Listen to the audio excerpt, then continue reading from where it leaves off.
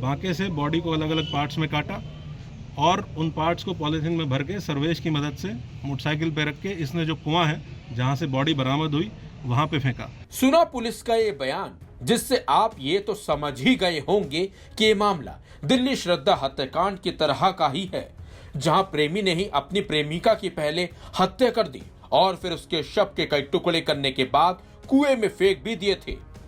लेकिन इस केस का भी पुलिस ने खुलासा कर डाला। दरअसल आजमगढ़ के अहिरोला इलाके के पश्चिम पट्टा गौरी के पूरा गांव में 16 नवंबर को कुएं में युवती का शव मिला था, जिसमें सिर गायब था। हालांकि कुछ दूरी पर बने तालाब से पुलिस ने युवती का सिर भी बरामद कर लिया था।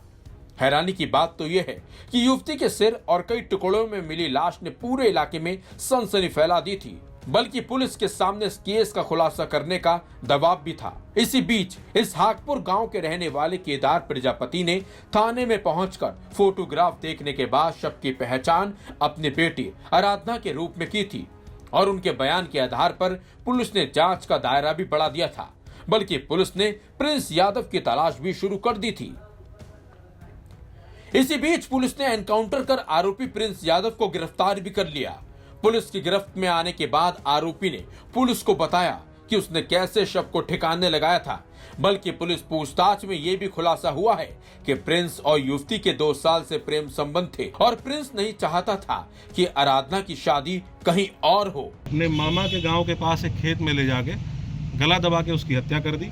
हत्या करने के बाद ये बांके से, क्योंकि इसको ये था कि डेड बॉडी मिलेगी तो कनेक्ट किया जाएगा, बांके से बॉडी को अलग अलग पार्ट्स में काटा और उन पार्ट्स को पॉलीथीन में भर के सर्वेश की मदद से मोटरसाइकिल पे रख के इसने जो कुआं है जहां से बॉडी बरामद हुई वहां पे फेंका। जो डेड बॉडी का सिर था उसको भी इसने अलग काट के अलग कर दिया था, उसको इसने वहीं नज़दीक एक तालाब में फेंक दिया। पुलिस के द्वारा इन सभी घटना स्थलों का निरीक्षण किया गया है, वहाँ से पूरा साक्ष्य संकलन किया गया है। पुलिस की माने तो प्रिंस के परिवार के लोग भी इस अपराध में शामिल थे। बताया भी जा रहा है कि प्रिंस का अपने ही मामा की पत्नी के साथ अवैध संबंध था और वो भी चाहती थी कि आराधना उसके रास्ते से हट जाए।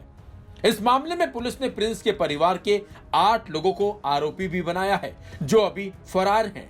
प्रिंस का अफेयर अपने मामा के लड़के ब्रजेश की पत्नी सुमन के साथ अफेयर था और सुमन, क्योंकि सुमन के साथ इसके शारीरिक संबंध भी थे, तो सुमन चाहती थी कि ये लड़की रास्ते से हट जाए, इसलिए सुमन के द्वारा भी इस घटना में इसका पूरा साथ दिया गया।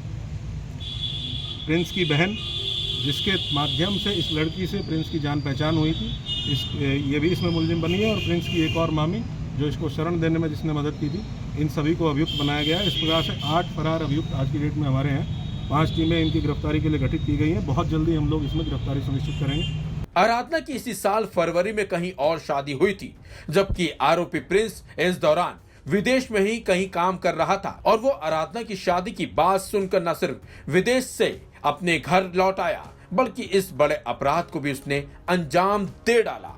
VK news, Uttar Pradesh, Uttarakhand. VK news, राष्ट्र के नाम।